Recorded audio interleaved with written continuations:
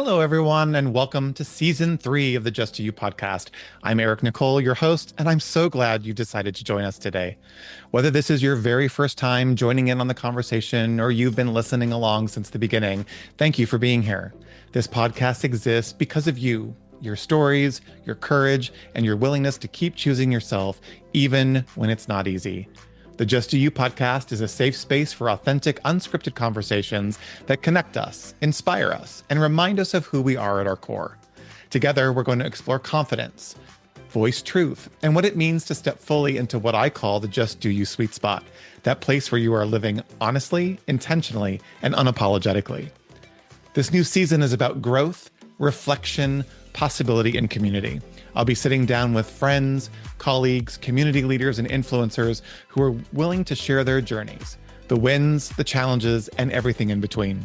We'll laugh, we may shed a few tears, but in the end, we're going to continue to remind one another that none of us is walking this path alone. So, are you ready? Great, let's do this. Welcome to season 3 of the Just Do You podcast. All right, everyone, welcome to today's episode. I am really excited to introduce you to my guest today. She's someone who beautifully embodies the connection between science and creativity and human potential. Dr. Tsotso Ablorh is a psychologist, professional dancer, educator, and artist who has spent her life exploring what helps people heal, grow, and thrive. She recently completed her PhD. We're very excited about that. And she simultaneously built careers in both psychology and dance, which blends evidence-based practice with transformational power of movement. Her work centers around healing trauma, reducing systematic injustice, and fostering joy. She teaches more than 20 styles of dance. She's trained in over 30 of them and has also studied classical piano, percussion, and modeling. Simply put, Tsotso's life is a masterclass in embracing every dimension of who you are, and I'm really excited for you to meet her today. So let me introduce everyone to Tsotso. Hi, Tsotso. Hello, thank you so much for having me. I'm so glad that you're here.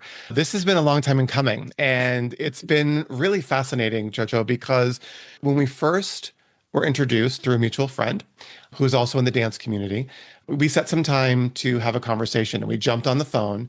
And typically those conversations last about maybe 15 or 20 minutes. It's just a chance for me to meet the guest and the guest to meet me. And I think you and I talked for over an hour. So I think you and I definitely had a lot to talk about. But here's what was so fascinating about the conversation. Typically, when I hang up, I have a really clear direction of where I want the podcast conversation to go. There's a overriding theme, and that can change, but it typically just gets put aside until I do the recording. With you and the conversation, when I finished, I hung up, and the conversation stuck with me for months now. And there have been multiple times that I have, over the past couple of months, presenced our conversation because it made me stop and think. It not only made me stop and think, but it had me look at things in a different perspective. And that's really what the Just Do You podcast is designed to do. It's a casual conversation, people getting to know each other, for the world to maybe get to know you where they wouldn't necessarily have the chance to. But it's also an opportunity for people to stop and to take a moment to reflect and to learn and to maybe shift the paradigm that they're living in. So I'm excited about today's conversation. And first of all, let me again say congratulations on receiving your PhD. I'm sure you are very glad that's over. I am definitely glad to have accomplished that and to have something at the end for all that work. Exactly. It would have been incredibly tragic if you didn't have something at the end of all that work, for sure. I'm excited to talk a little bit about that. What I would love to do first, Chocho, is I'd love you to take us back a little bit to the younger version of you. What was growing up like? Where were you born? Kind of family dimensions, if you were brothers and sisters and family, and give us a little bit of insight into that young Chocho, and then we'll ramp into the meat of the conversation today. Yes, that sounds good.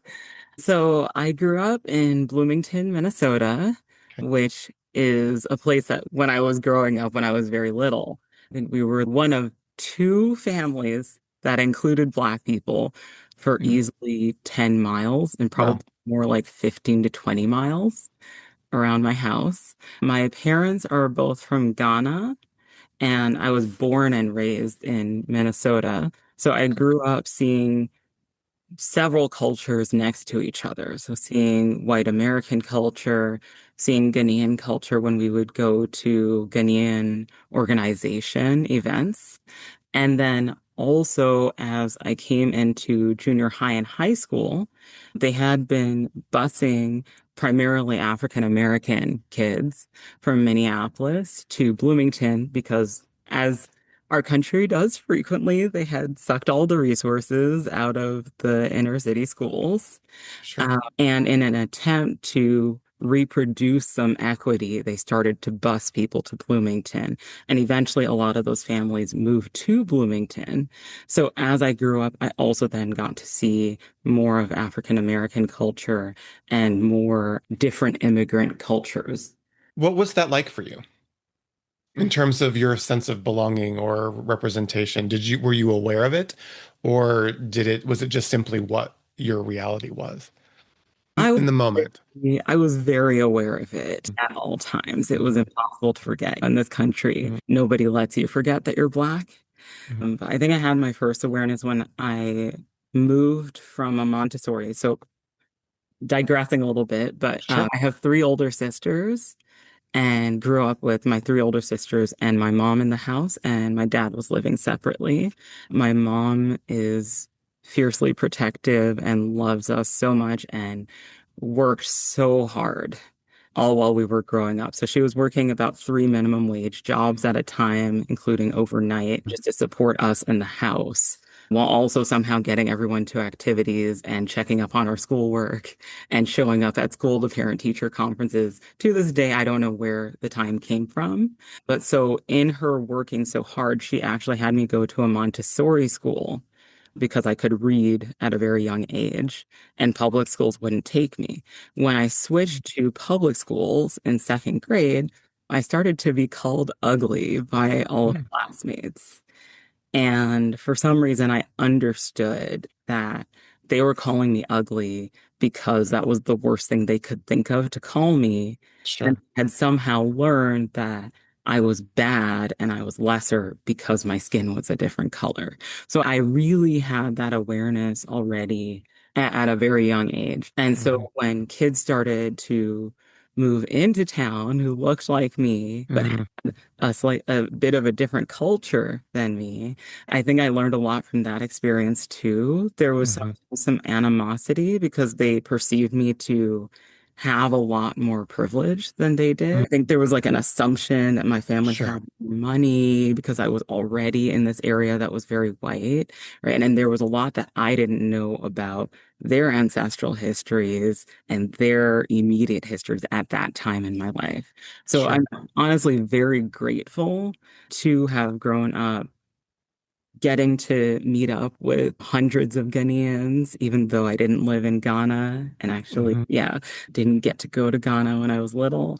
I'm very grateful to Hmm. have had so many Black American classmates, and I'm very grateful that Minnesota is a state that welcomes a lot of refugee populations. And so I Hmm. had Somali classmates and Cambodian classmates and Hmong classmates and just people from all over, Hmm. even in high school. Do you have any idea, and I hope this doesn't sound too simple-minded, but I'm just curious, why Minnesota? I've had another guest on who grew up in that area that was said it was very culturally diverse as well. So what is it about Minnesota, or why Minnesota was there this vast cultural differences with all the people that you mentioned and all the cultures that you mentioned? I wonder about this often because I Hmm. think Minnesota is a very special place. And I think that we saw that also with Hmm. the onslaught of ICE agents that we've been seeing in Hmm. a lot of different states and how it was handled and the fierceness with which Minnesotans were like, oh, you will not harm my neighbors. I think Sure. that our current administration was counting on white folks not caring what happened to their neighbors who didn't Yes. look like them. And while racism is very present in Minnesota as Sure. well, as Yeah. you can tell from my story, I don't know. I think that there's a slightly different cultural history. The white people who are in Minnesota are largely the descendants of Swedish people, German people, Indian people. And I don't know the whole history of Europe because, frankly, I focus more on the history of Africa Sure. Sure. and African diasporic populations. Sure. But I just there's something where people are very engaged with the infrastructure, very engaged with and have more of a deep understanding than I think I've seen in a lot of other states, that every Hmm. human has inherent value and Hmm. that when bad things happen to one human, it is your business and it is something that's going to affect you and your Yeah, community and your family, that you cannot allow. Basically, if you don't want it to happen to you, don't let it happen to sure, the next person because it will sure, come to you also. sure. It's interesting. I grew up in California, Southern California, to be exact, and grew up in a upper middle class, very cisgendered white community. It's just where I grew up. And yet my mom was a teacher and my grandparents were influential in the community, but took the time and made a concerted effort to educate not only me, but the rest of my family members. I'm an only child, but my cousins and other family members about diversity. And we had quite a bit of diversity within our own daily lives, from the people that worked in my grandfather's business in downtown Los Angeles. It's where I learned to speak Spanish at a very young age when I would go down there and hang out with these really amazing guys. My grandmother had somebody who had worked with her for many years, and Roberta was a family member. She wasn't just someone who came to help my grandmother, and she was amazing. I grew up after my parents' divorce, and I learned about Spanish cooking from someone who took care of the house, the big house that we lived next to. She would make things out of the cactus and plantains and make her own tortillas. And so there was this really great opportunity to really learn about other cultures. And I'm so grateful to my family for that exposure. However, it did have an effect within our school, right? Because we didn't have that diversity and we didn't have that cultural distinction. We had to be taught that as opposed to experiencing it. So I can only imagine what it would be like. Let me rephrase that. I cannot imagine what it would be like for someone in your situation.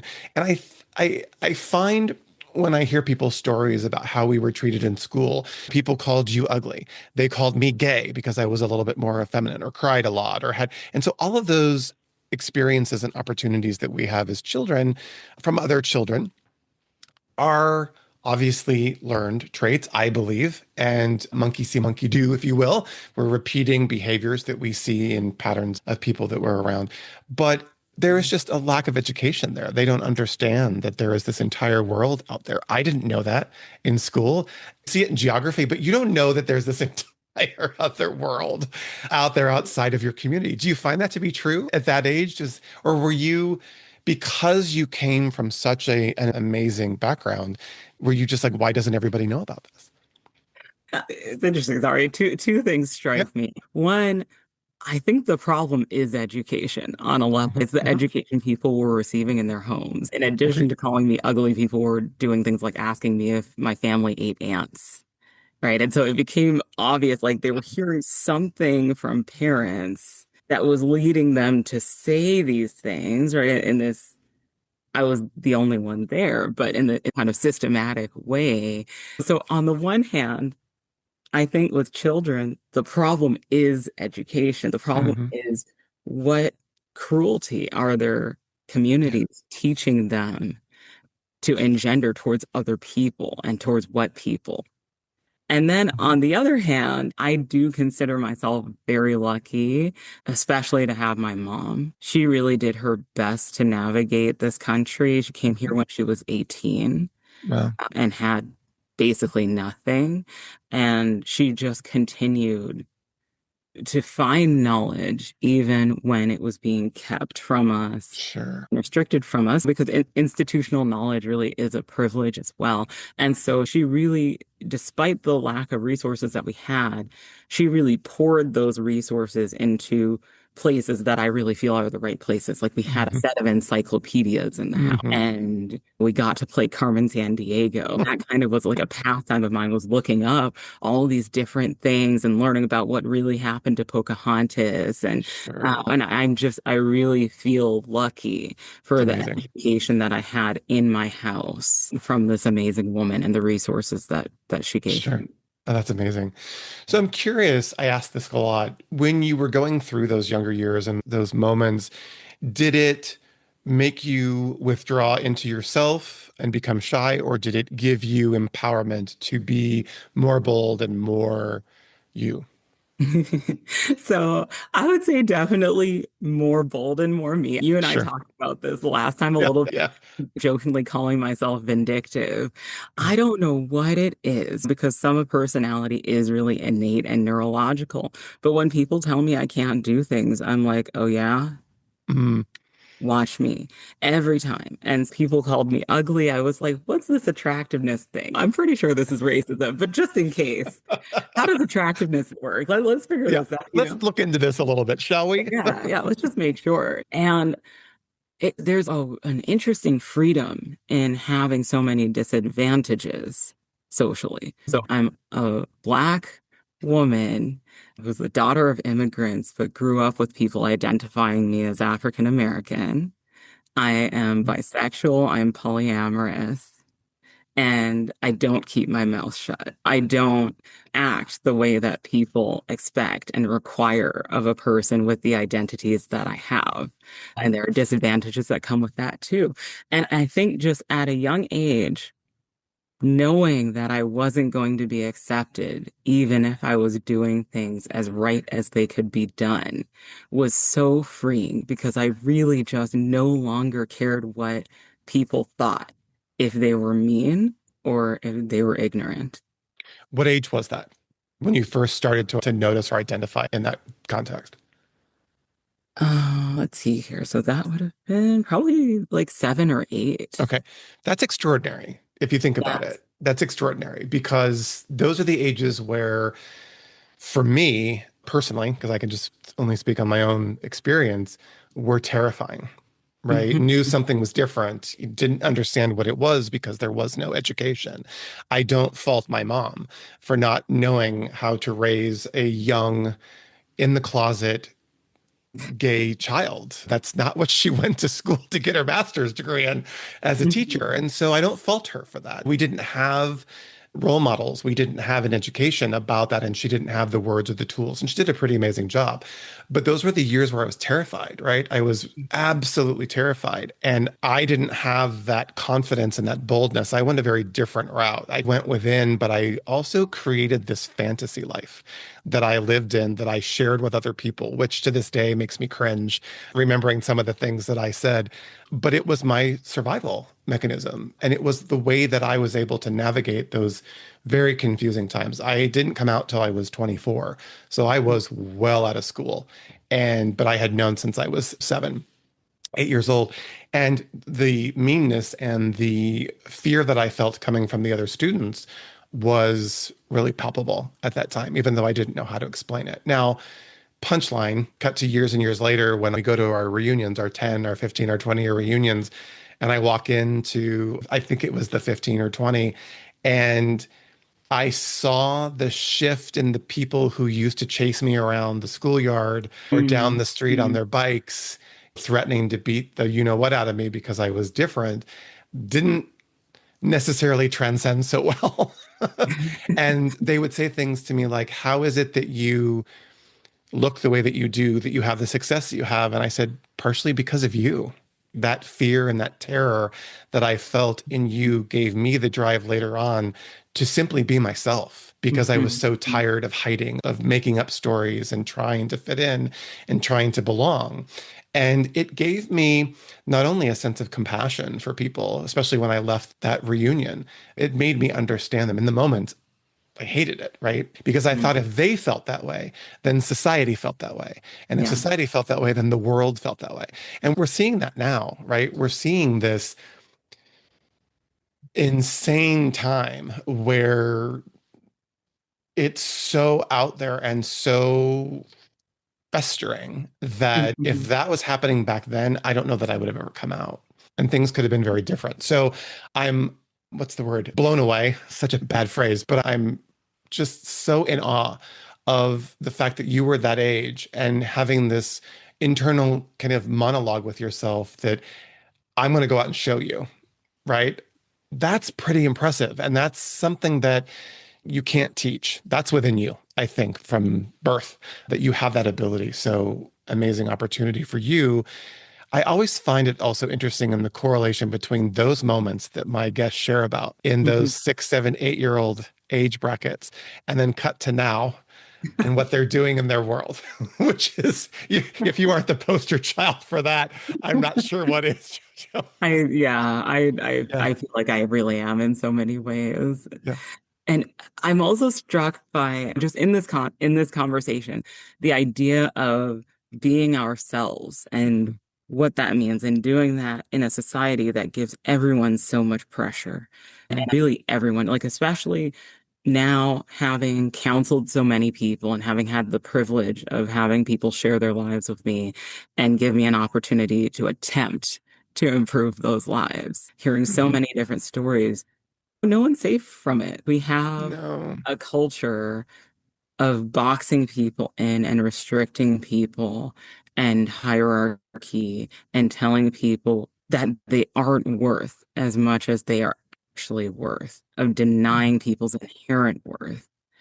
And I was very lucky to understand from a young age that I had inherent worth, that everybody had inherent worth. Mhm. I'm very grateful for the name that my parents gave me, right? Because in a lot of West African cultures, you get names that have virtues that or have something Mm. to do with spirituality. Mine is righteousness.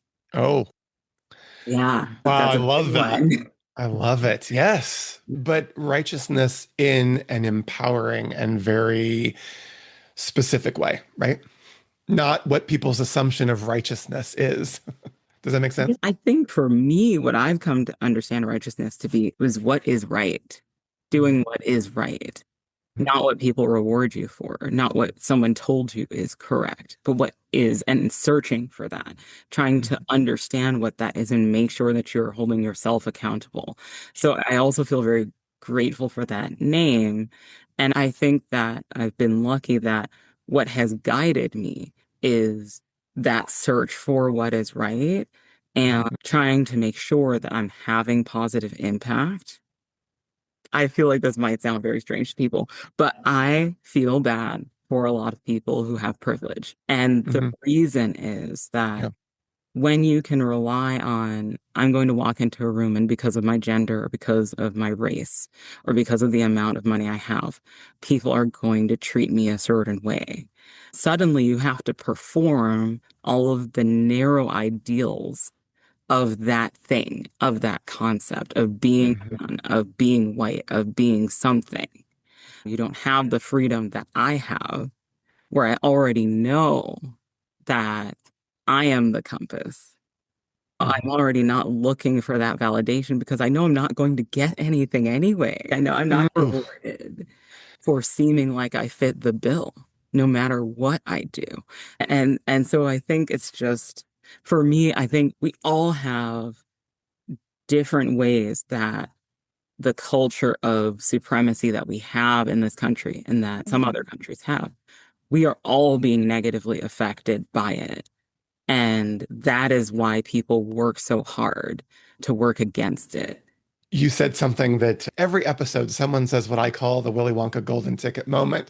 And it makes me want to put it on a t-shirt and sell it and give you back the royalties. But you said you're not looking for it because you know you're not going to get it. And that just gave me the goosebumps because we spend our life looking for it, for the validation. And it's yours to give yourself, right? It's yours. You're the compass. That was the second thing you said. I want our listeners to hear that. You're the compass. No one else is the compass. They're trying to tell us that they're the compass, Yeah. especially right now, because they're trying to retain power and they're trying to retain control. But you are the compass. You yourself are the compass. And to stop looking for that validation because you're not going to get it. And that freedom, Jojo, is insane. I just felt like a building lifted off my shoulders the minute you said that, Mhm. because that's what we strive for. That's what we look for. That's what we spend our lives trying to find in our culture. And I also really want people to, I shouldn't say want. My commitment is that people really start to take a look at the conversation around privilege because it's one of those buzzwords that people hear and go automatically to defense. If they Or I really don't take want a, to hear it. or I don't want to hear it. Mhm. But if they really take a look at what that means and how it affects other people, then I think we start to chip away at this very out of necessary conversation. But thank you for saying that. And thank you for saying those several key points. And I stopped and reiterated because I really want people to pay attention to that. Because that's the one thing I notice about you is that you speak from a place of, listen, life's a journey and we're always growing, we're always learning, and we're always shifting. But you speak from a place of such posture about who you are, even though the journey may have been ups and downs, twists and turns, you still have a confidence and a posture that is really remarkable. And so I'm grateful that people are getting to hear that. It isn't arrogance, it's posture, it's confidence, Thank right? you. I'm glad you think so. It's certainly been called arrogance in a number of I'm situations. sure because listen, you've said it and I'll say it again. Who people perceive you to be is not going to be that Yeah. necessarily because of what they've been taught or told or what I say, the bandwagon they've jumped onto, right? Yeah. Because I really do, in my world, I really believe that we are always living in a conversation of what I call bandwagon jumping. It's super easy to see a post on social media, on Facebook or on Instagram, and jump into the comments and give agreement to something. But I always say, and I love this statement, I heard it many years ago in a personal development seminar that changed my life, literally. But it's, did you think that thought or did the thought think you? So did you really take the time to get yourself educated about X, Y, and Z and then make a conscious choice and a conscious thought? Or did that thought think you because it lives in your mind as the truth? And so many times I've had conversations with people over the past couple of years that we've been going through this, whatever we want to call it, time is you really have to think for yourself and you have to come from a place of what's important to me. And we're not also taught to be very self-reflecting. I think we're taught to be more like if you care about people, you need to care outwardly, but you got to care about yourself first. You have to love yourself first. And then you can go out and be for the world. So I find it really interesting when these kind of conversations come up because I want to think before I have the thought. I want to be able to or express the thought. I want to be able to be clear on what my stance is before I say it, if that makes any sense. Yes. Yeah. Yeah. So tell me a little bit. So we've gone from this early years, we've now obviously gone off through high school and into Mhm. college. Did you have an idea that you were going to be a psychologist at one point? What was your thought process for your journey? So, if you don't mind if I digress slightly, just Please? with No, digress. junior high school, I also Yeah. want to make sure that I mention. So, I was lucky enough to start playing the piano at age 3, Oh, wow. and that I was supposed to start at 6. That was one of those things that my mom allocated money to, and this is a Mhm. very odd socioeconomic situation because I Sure. basically never had lunch money, but I had piano lessons. And that was strategic because we needed to get out of poverty. We needed to get into a situation where all the kids could be making some money. So I applaud my mom's ingenuity with that. That and her studying, my eldest sister studying, they figured out how to get into Ivy League schools. And so my sisters and I all went to Harvard. All of you? All of us. Whoa. Yes. That's amazing. That's amazing. Yes. And before people start screaming legacy and affirmative action, let me say, I'm so glad you said that because I was thinking it. I was like, let's have a moment there. that's so again, my sister Najale, her ingenuity, this woman, she can figure out any system and do it better than you've ever seen anyone do it. She was in the youth orchestra. This woman has done so much. She wrote a cookbook. She has a Wow. PhD in biochemistry and biophysics. She's a professor now. My second sister could just take tests without studying. Just took the SAT without studying and got into Harvard. My third sister is the most creative person I've ever met. She does so many different visual art forms and then plays more than 10 instruments. So, I want to brag about my sisters a little bit Please, to put please. that It's to rest. remarkable. It's remarkable. They're each so remarkable, and I'm really grateful to have seen that growing up and then also have had their influence and Sure. help in getting to college. But I want to highlight about this college thing. We didn't know that HBCUs existed at all. We didn't Mhm. know that historically Black colleges existed at all because that is institutional knowledge that we were not privy to as immigrants. And white people around us were not going to tell us Mhm. that because a lot of Mhm. things that are fantastic about Black American culture are the things that get Mhm. talked about the least by Mhm. everybody else. And so I often wonder how my journey might have been different if I had the privilege of going to a historically Black college or even Mhm. knowing about them when I was applying. But ironically, we went to Harvard because that's all we could afford. All we could afford was Harvard's direct financial aid package, which allowed me to go there for free. And without that, I might not have gone to college at all. Wow. Okay, just real quick for the listener who doesn't know, what is an HBCU? That is a historically Black college. So these Mhm. are colleges that Black Americans developed for themselves at times and throughout times, continuing times, when your typical general colleges, Mhm. right, were segregated. And when there were times when Black people were literally not allowed there, and then also many periods of time where they were discouraged or structurally kept out. I yeah, I could gush Yes. I ever just wanted people to about understand what that is because we've heard it quite a bit of it over the last couple of years, but I wanted people, if they hadn't heard it specifically, Harvard is not obviously an HBCU. it. When you were going through Harvard, as your other siblings did, my head's still exploding. Your mother must be so proud. And so talk about gushing, my goodness. Did you have any sense of imposter syndrome? Was there any of that doubt, or did you just get into Harvard and you're like, here we go, let's do this? I'm just curious what that's. Yes and no. I think I was buffered by my earlier experiences quite a Mhm. bit. Sure. Everybody was a big fish in a small pond before they got to Harvard. They get to Harvard, they're a tiny fish in a huge pond. There will be someone who is better at the thing you are good at than you were. Hmm. There Hmm. will. I played the Hmm. piano since I was 3. I had friends who had played in Carnegie Hall when they were 14. Someone's going to be better than you. And I think a lot of the folks who go there are not used to that idea. And so people have all sorts of identity crises when they go to Harvard.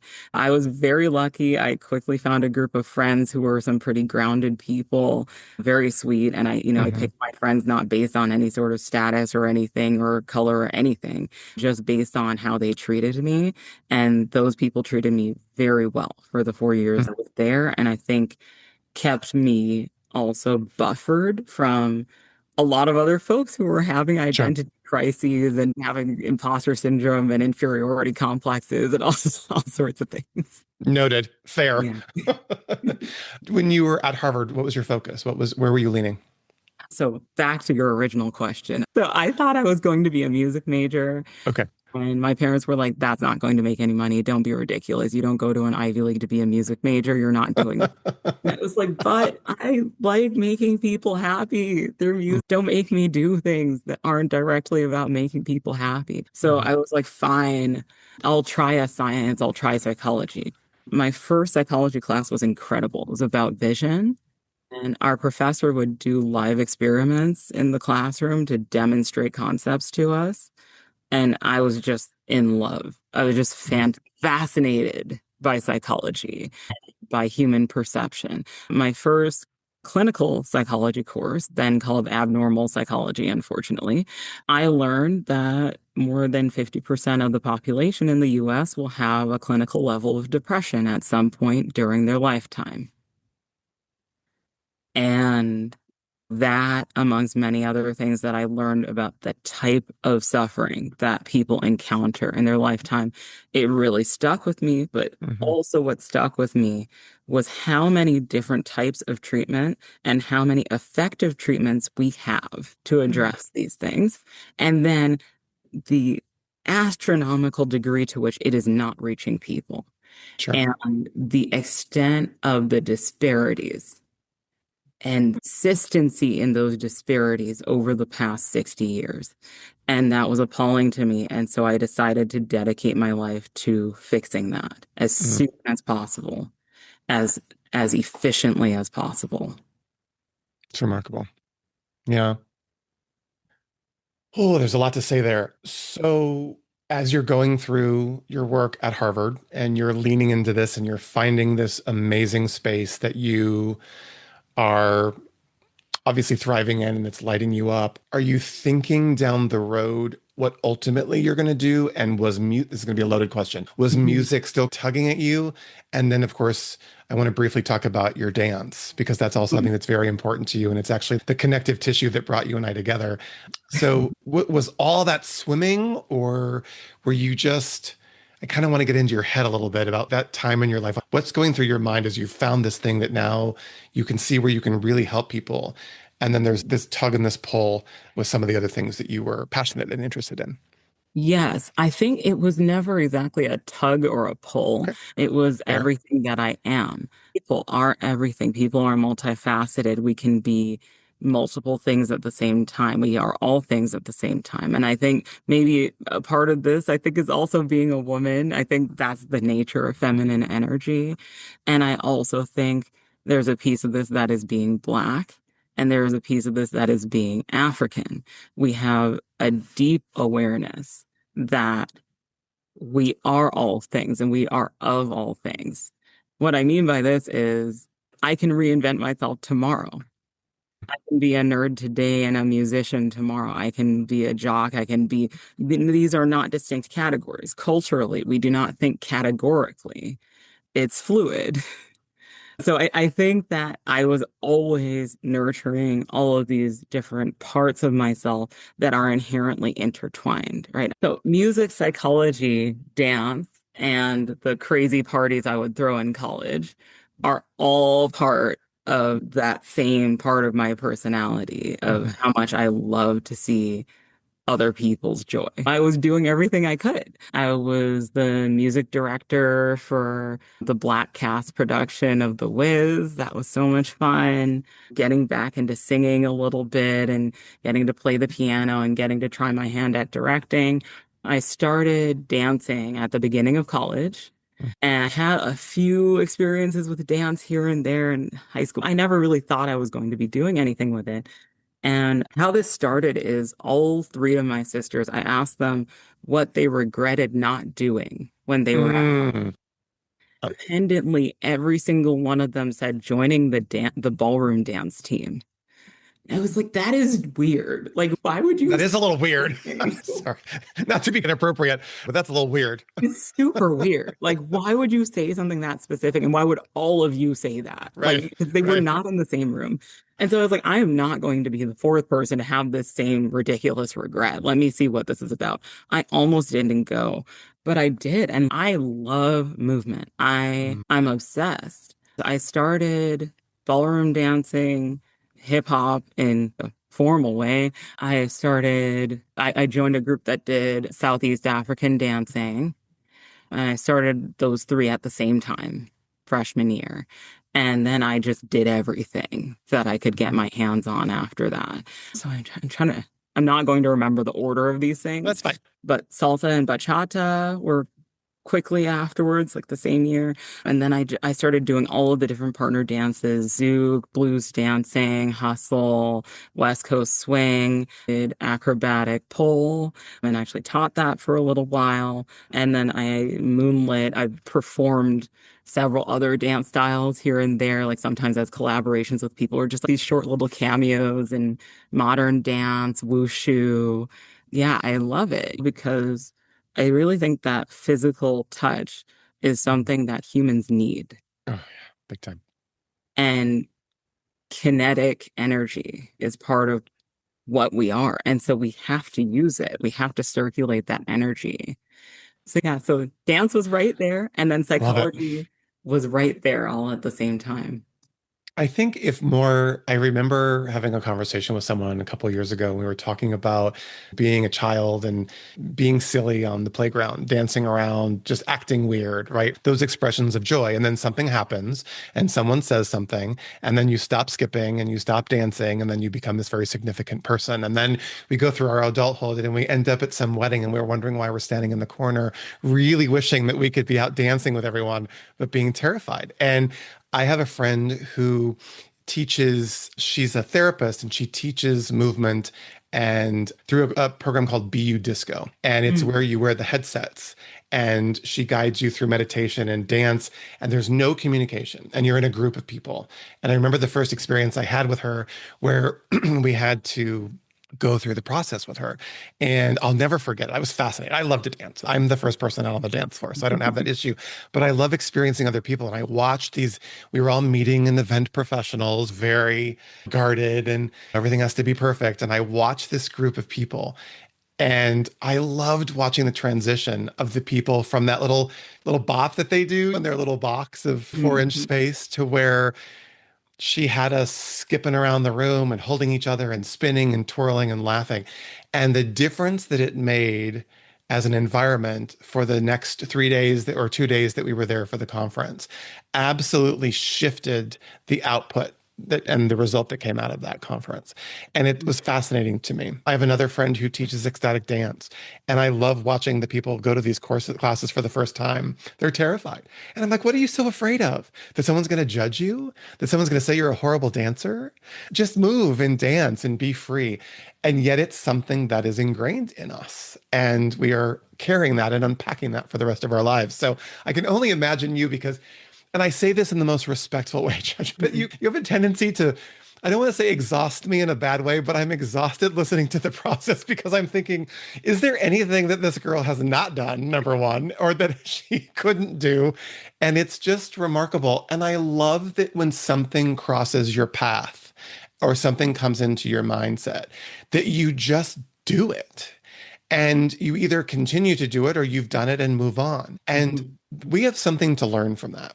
We have an ability to learn from that, is that we just need to do us. That's why I have this podcast, to be honest, to teach us to just be ourselves. And so I love listening to your journey because I have this sense of she gets something in her mind and she just does it.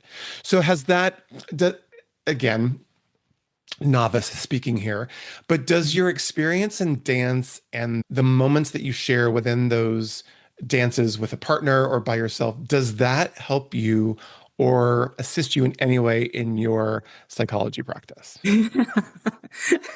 Absolutely. And I would say it goes in both directions. So anybody I like to give back to communities that I've Hmm. benefited from. And so I actually taught, I was one of the instructors for the Harvard Ballroom dance team for about Hmm. 14 years. Oh my gosh. Yeah, after I graduated. And so any of my students can tell you, and I think sometimes I annoy them a little bit with this because I will relate every concept in dance to life and be teaching them about their relation to their emotions and to their Hmm. body and to other people through dance, but Hmm. also through the discussion of that, helping them understand how to improve the dancing itself.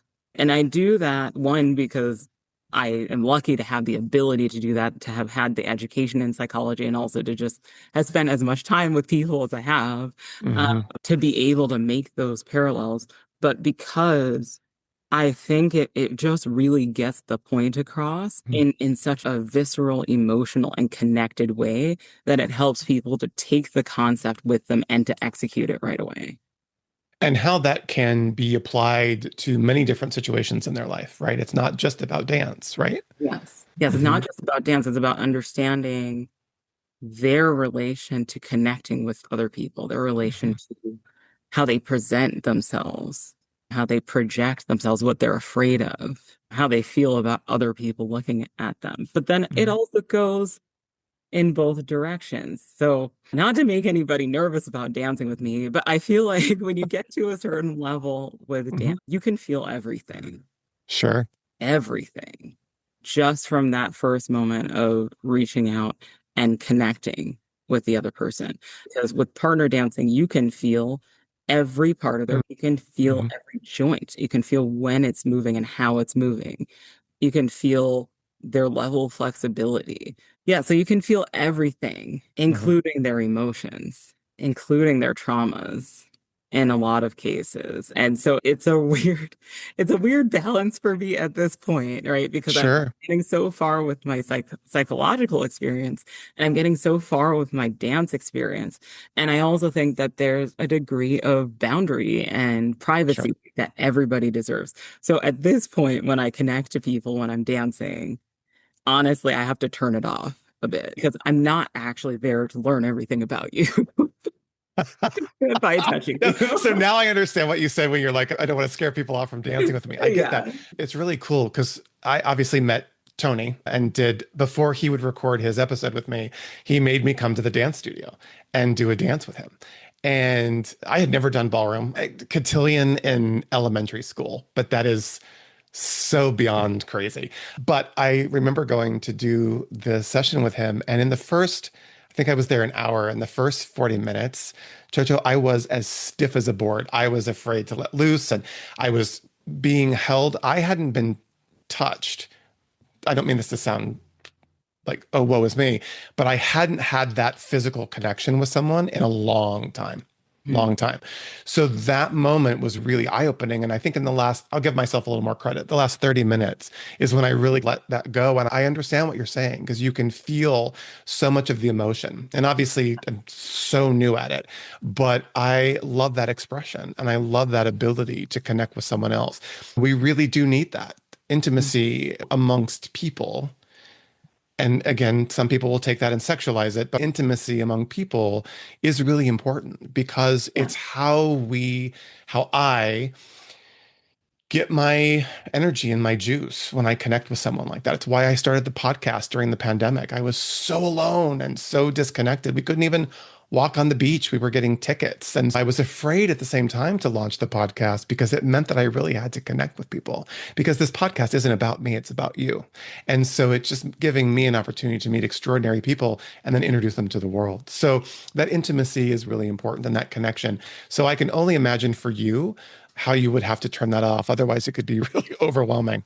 Honestly, at this point, I don't get overwhelmed. And I think some of that is the psychological training. And I think it's Sure. also my disposition. Part of why I'm able to do trauma care is I'm Hmm. really motivated by Hmm. improving the person's life. So I Sure. can sit there and I can listen to the most traumatic things people have gone through all day, and Hmm. I'm largely not negatively affected by that because I Hmm. have so much hope Hmm. about how we're going to turn it around and how we're going to get them to a better place and how trauma is going to stop.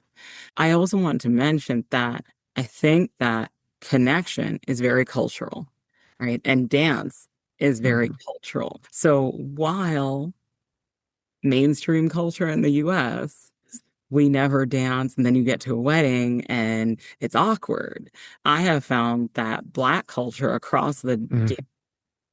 largely involves dance from the Hmm. beginning, From the from when beginning. you're two, from when you Hmm. stand up and move anything Hmm. at all, right? And Hmm. it's just, it's natural. It hasn't been removed from the culture yet. Everybody's ancestral cultures had dance in them. Sure. And I think this is a really strange thing and a really unnatural thing we're doing as a society, not dancing and not touching each other. It's the source of a lot of the problems Yes. we have right now is Yeah. the way that disconnection is just being perpetuated and encouraged. So now don't even talk to a person. Get an AI boyfriend and sit in your house and, Mhm. don't touch anybody, don't have a real human interaction. Which I was not me. I will literally not survive if I don't have human connection. I work from home. I sometimes will leave and go to Starbucks just to sit in that energy of space. Maybe not, sorry, Starbucks, maybe not the most energetically enriching place to be, but it's the energy. It's that kind of human connection. I love the barista at the local Starbucks. Say, hey, Eric, how are you? How are things going? How's the dog? So it's that connection. And that's so important. I will get up and drive 30 minutes down into the village to go have lunch and just be around that energy because I can get very isolated. That's a whole other podcast. And you've mentioned about 7 or 8 other episodes that we could delve into. I Yeah. want to, in the remaining time that we have, give you an opportunity. There were two conversations that I think would take maybe some time to kind of get through. But I wondered if you wouldn't mind either delving into a little bit about pop psychology, or Mhm. if you would, a little bit more about where you see psychology going from your perspective and how you want to help people move through these times that we're in. Okay, I will do my best. As you said, these are longer Longer conversations. conversations, yeah. And Yeah. feel free to listen. My guests have their complete freedom to say, nope, we're not talking about that today. It takes too long, and we can finish off with something else. I just found it really fascinating, so I'm going to give that option to you. Yes, I'm happy to do that. And I'll see if I can get a little bit in there about supremacy culture Yeah, and yeah, the vindictiveness, yeah. just very briefly. But so, yeah, so, when we had talked earlier, I said Mhm. to you, pop psychology is fake. And what I mean by this, I guess I'm trying to give a public service announcement Sure. here.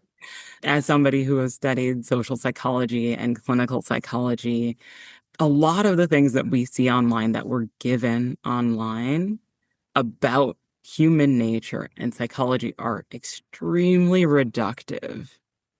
And a lot of them are culturally appropriated from the same people who are constantly being silenced, right? Appropriated from immigrant populations, appropriated from Black populations, appropriated from queer populations, and are often manicured and repackaged into something that perpetuates a lot of the problems that we have. So I'm basically encouraging you to think of the pop psychology you see online as propaganda that is designed to influence you culturally to believe that psychology works a certain way. So what I mean by this, a couple of examples. Term woke, we hear this all the time, and now it's like some sort of bad word. These horrible woke people destroying our Mhm. society with their demands and that's not what I think. But the term woke was actually a Black American term, Mhm. originated from the 1930s. It is that old. And this term, to my understanding, anybody correct me if I'm wrong in the comments, to my understanding, was about awareness of discrimination, of systemic injustice, and awareness in general, right? If you're Black in this country, you cannot just be on autopilot anywhere. You cannot Yeah. just relax and not worry. You cannot just think that people around you are all going to take care of you. We largely, and I will speak for myself, I will not speak Yeah. for everybody else, but I think that my Blackness in this country has led me to have my head on a swivel on a regular basis because people do things out of left field that are designed to disturb your peace because of their own biases and because of their discomfort with you having peace at all. Hey, don't.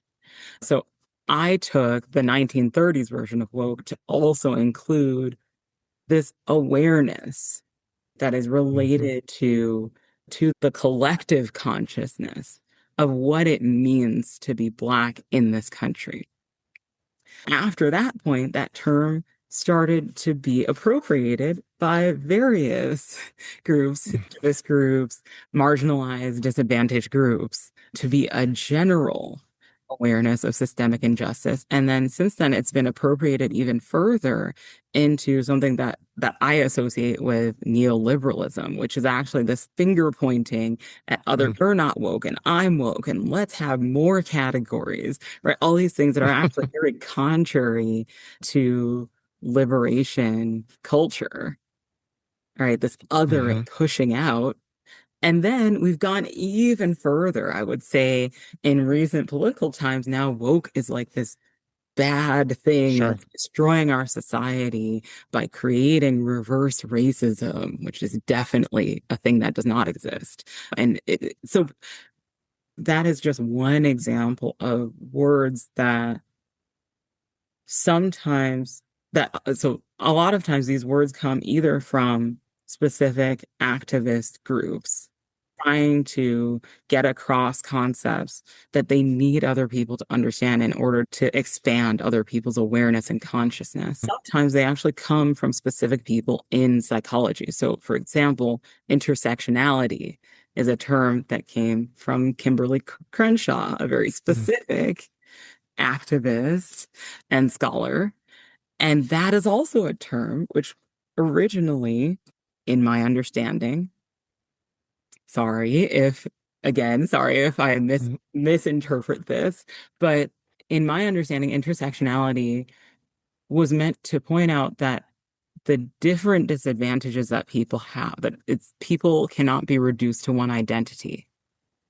So for me, depending on what setting I'm in, I'm going to be reduced to woman, or I'm going to be reduced to black. I'm going to be reduced to black woman, being Black, American, daughter of immigrants, Ghanaian, female, bisexual, polyamorous, all these different things, a scholar, a dancer, all these different things. I'm going to be reduced to something. And intersectionality as a term, as a concept, was there to remind people that people are multiple, are all things. People are several things at once. And those several things influence our specific experience of how we move through the world, carrying my blackness, carrying my femaleness. I do not receive solely the disadvantages of a black person. I also receive the disadvantages and experiences of a woman. I also receive some of the disadvantages and experiences of being perceived as an immigrant in certain contexts. And so that for anyone, their privilege and their disadvantage is actually a sum, it's a multiplier, really, of these different spheres of privilege and disadvantage. Since then, that term has also been appropriated and I think used in a lot of cases for oppression Olympics. Sure. Yeah. And I think the last thing that I really wanted to say about pop psychology and it being fake is the cultural perspective.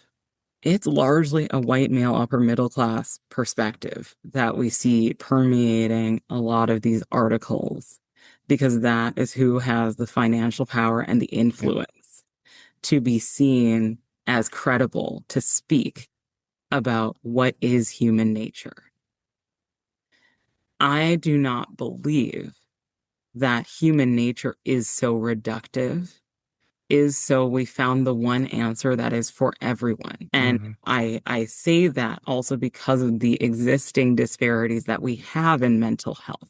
If there was one answer that actually worked for everyone, we would not systematically have Black women facing sexual assault at rates that dwarf that of women as a population. We would not have trans people facing sexual assault at rates that dwarf that of women as a population. We would not have differential referrals and differential use of diagnoses and over medication of Black children. We would not have all of these differences in how psychological care is applied, nor differences in the effects that it has on people if we really could be reduced to this. At the heart of it, all humans are selfish. These kind of catchphrases that often come out of pop psychology. So just drawing attention to the idea of who gets to determine what truth is, who gets to determine how we define culture, how we define what is healthy, what is good for people. So even in the cataloging of culture, there are a lot of middle-aged German men who have written categories to describe cultures across the world. They often have labels, dichotomous labels, that make African, Indigenous, and South American cultures look bad, look defective, look like they need to be corrected.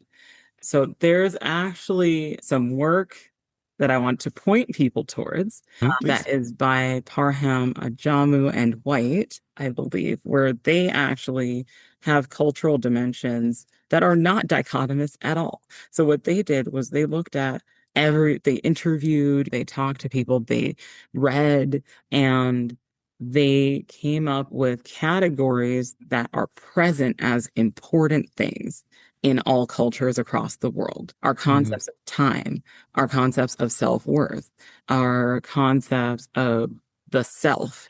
Is the self one person? Is it me? Is it my community? Is it my family? What's the unit of self, right? So these more broad concepts. And then they ask people, how do you actually define this and what is it in your culture?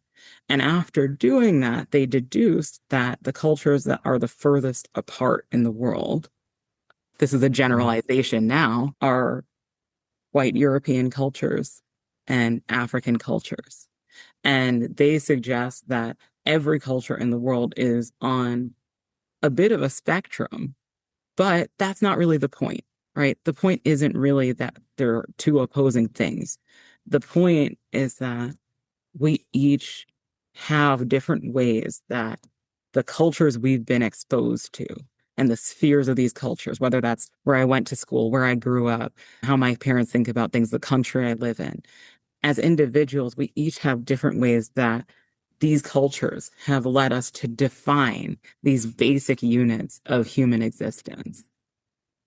So I know that was a mouthful that I No, honestly, yeah, I mean, thank you for giving me hope. I sit and listen to you and I think, okay, all right, JoJo's in the world. It's going to be okay. Not to put any thank pressure on you, but thank I you. do sit there and have that thought because, again, like you did with me on our initial call, is you caused me to stop and think and realize that a lot of the conversation or some of the conversation that I had was very on repeat, on autoplay, Mhm. on what's it called when they recircle it. And I Mhm. think you have an ability and now an opportunity to cause a shift in the paradigm in which people live in. And that will then transcend itself out into the world because we need you. We need you and we need your thinking and your processes and your ability to communicate with us in a way that I like to say short circuits and rewires us a little bit.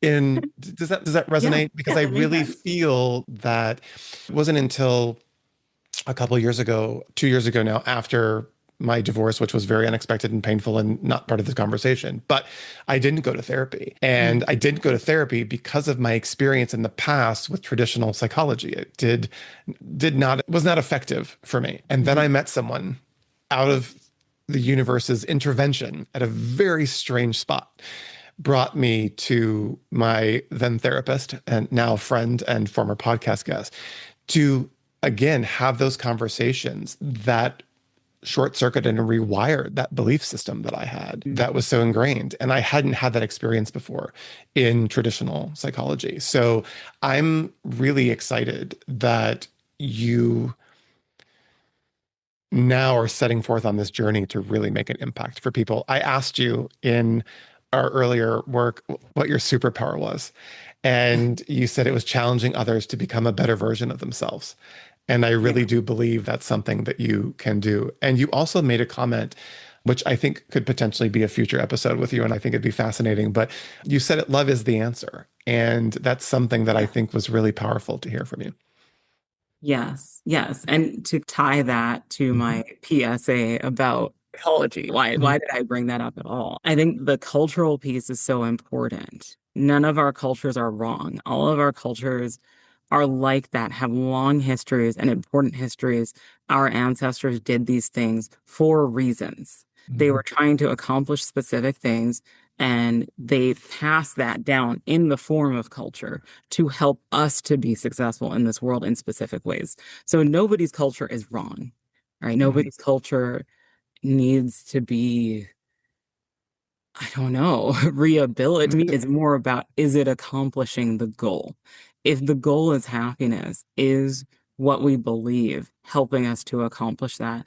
And I think that in this country where we have so many people from so many different places, Mhm. having respect and understanding and love for each other's cultures and the ability to challenge what we think everybody thinks is necessary to us getting through this Yes. insanely difficult patch that we are in right now. Mhm. We're going to have to listen to each other and care about each other and be there Mhm. for each other right now Mhm. as our resources are being diminished across the board, as gas Mhm. prices skyrocketing, Mhm. as healthcare access is being threatened, as hospitals are being closed, representatives in marginalized communities are being removed from their missions, Mhm. are going to have to work together, which is a very natural human function that is very deeply hardwired into our brains to feel pain when we see someone else in pain, to be upset when we see someone else crying. And there's a reason for this. So I was saying, love is the answer. I think that's also a longer Mhm. conversation. But the gist of it Mhm. is everything that I have read and studied in clinical and social psychology has led me to believe that being nice to each other and loving each other and helping each other are the most effective and beneficial ways to do anything. There is so much proof, and we don't have time to get into that, but Mhm. there's so much proof that even the entire country makes more money when each individual has more access to resources. So the Mhm. richest person becomes richer when the entire country has access to basic needs. Mhm. Love is the answer, whether that Oh, spiritually, socially, interpersonally, or scientifically. you and I could go on for another hour. I know it just in that one statement alone. I just had this mic drop moment, but I really hope that our listeners will take the last couple of minutes of this conversation and apply it and to look at it. That somewhere down the road, someone said that this group of people can make other cultures right and wrong, that they can place blame, that they can treat marginalized people a certain way and that it's okay. And none of us signed up for that Nobody. anywhere, Yeah. anywhere at any time. And one of my greatest blessings has been to travel, and I'm very grateful. And I understand the privilege that I have in the career that I've had to travel the world and to see different cultures and to meet different people and to have the diversity of friends that I have and the ability to meet people on this podcast. It has opened me up so much to even my own internal homophobia within my own community, thing that Mhm. I didn't even know that I had. And I say that because we all carry some level of that in our lives where we are having thoughts or we're having feelings or emotions about another culture or about another person. And we really need to stop and think about where that's coming from. What's driving that conversation? And I think you have literally laid some amazing groundwork in today's conversation for what we have coming up over the next couple of months. We have a Mhm. decision to make. I'm not making this political, but we have a decision to make about our own lives, what's important to us, and how we're going to navigate the rest of our lives. I'm turning 60 this year. I want the next 30 years, 40 years of my life to be extraordinary. I want opportunity. I want to see people love. I want to see communities come together. And I know that I have some homework and I have some things to do in order to make sure and ensure that happens. And that we have the space to be ourselves and that we can express that love. I am so fascinated by you, Chow Chow. I Thank am, you. if I can say this, I am enamored by you. I am giddy with excitement that I have made you as a friend. I could talk to you forever. I do have one final question for you before we wrap up. And any articles or things that you think people would find interesting to read, I would love to be able to help you promote that. Any studies that you've seen, you just let me know and we'll get it out to our audiences because I think the conversation started today. And so I'm very grateful for that. My final question to you is if you could go back, I ask this of all my guests, so Mhm. I'm not singling you out, but if you could go back to that young growing up in her early years, what would you tell her about her life today? Also, would you mind if I quickly put a bookend on the last piece? Of course, of course. because I think it's important to tie things together for 100%. people Go for it. we didn't sign up for this. We didn't sign up for people to be told they can't dress certain ways and to be so stressed out. People are so stressed out these days. So many different people across so Mhm. many different demographics. We didn't sign up for that. But the thing is, if we didn't sign up for it, if we really don't sanction it, we have to work to fix it. We have to actively work to help each other fix it. Whether that is giving that person, taking the time, the emotional effort to give that person an additional little bit of grace. Maybe something bad happened to them today, or to question or notice our biases, whatever automatic thoughts we're having about people, and to think about, did they actually show me that? Or is this just, did I just have that narrative? And then also to be aware that not everybody has the time, right? As resources are being restricted, Yeah. people have less time. They have to work more, and it is harder. And I think this is on purpose. It is harder to use those prefrontal cortexes that we have and do the extra mental work, right? So just to recognize that we are being divided from each other on purpose because we are very strong when we work together. So I just want to, I think I've interacted with a lot of people who feel very cynical about the trajectory that this Mhm. country is on. And I am sometimes that person. But I actually think that a lot of the restriction to women, to minorities, and even to just your average random human being and their ability to spend time with family or have community, those are death throes. They Mhm. are. They're death throes. And we have to push forward despite that and come together and help each other to navigate to a better future together. Mhm. So that's the last bit that I want to say about that. Thank you. But if I could talk to my younger self, oh my gosh, oh, I would have so much to say to her. I think, though, the main thing that I would give is the main thing that I would give anybody who is trying their hardest, genuinely trying their hardest, and dedicated to helping others' lives to be better. I would give her validation. I would give her so much validation. I would tell her to lean into creative pursuits.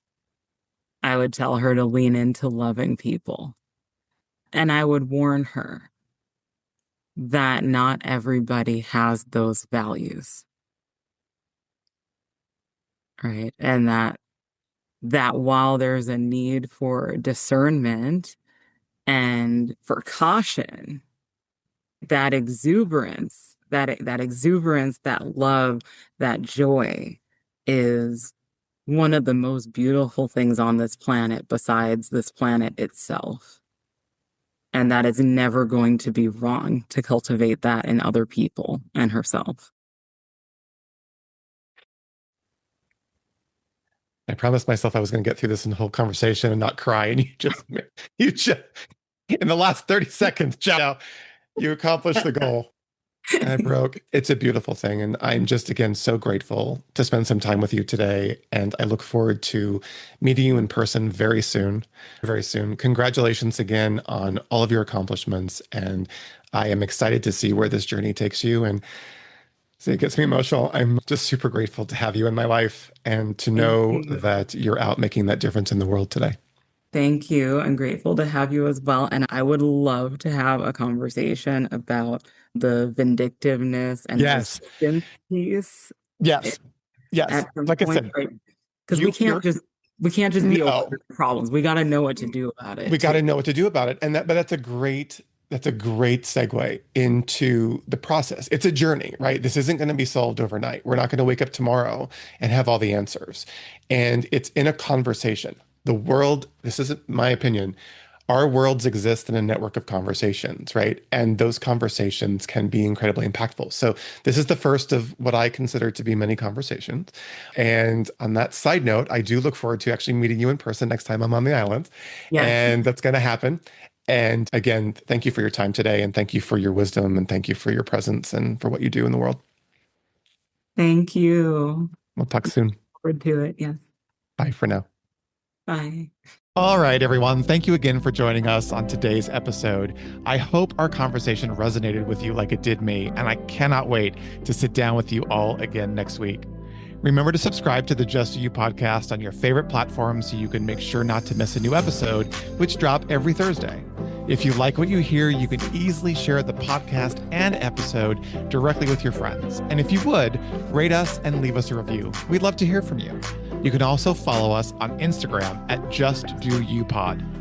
As you go out back into the world today, remember to just do you. All right, talk next week.